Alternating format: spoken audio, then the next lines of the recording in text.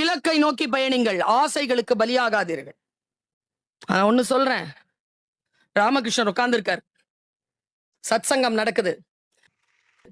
நிறைய பேர் வந்து சொல்றாங்க, காளிக்கு லட்டு பிடிக்கிறதுக்காக பூந்தி, இதான் நான் திருவொற்றியூர் கோயில்ல கேட்டது, பூந்தி போட்டிருக்கு. பூந்தி பிடிக்க, லட்டு பிடிக்க போகும்போது எறும்பு நிறைய வந்துருச்சு, நிறைய வருது, சாரசாரையா வருது. என்ன பண்றதுன்னு தெரியல. குருநாதர் சொன்னார், ஒன்னும் செய்யாதீங்கடா, தொடப்பம் எடுத்துட்டு போங்க, எல்லா எறும்பையும் பெருக்கிட்டு, சாவடிக்க வேண்டாம், பெருக்கிட்டு ஒரு 2 அடி 3 அடி விட்டு ஒரு பெரிய சர்க்கிள்ல ஒரு சர்க்கரை போடுங்க.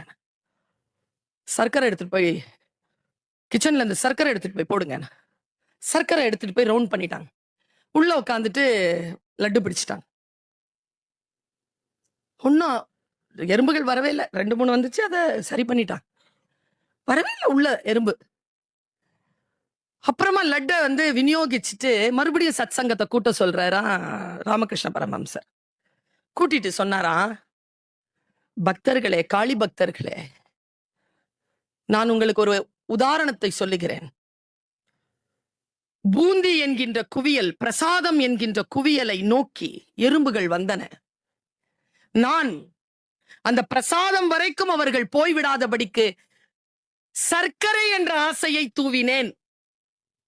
அவர்களை ஆசையை அனுபவித்து விட்டு இலக்கை அடையாமல் அந்த எறும்புகள் திரும்பி போய்விட்டன. நீங்களும் அப்படி இருந்து விடாதீர்கள் என்று சொன்னார்.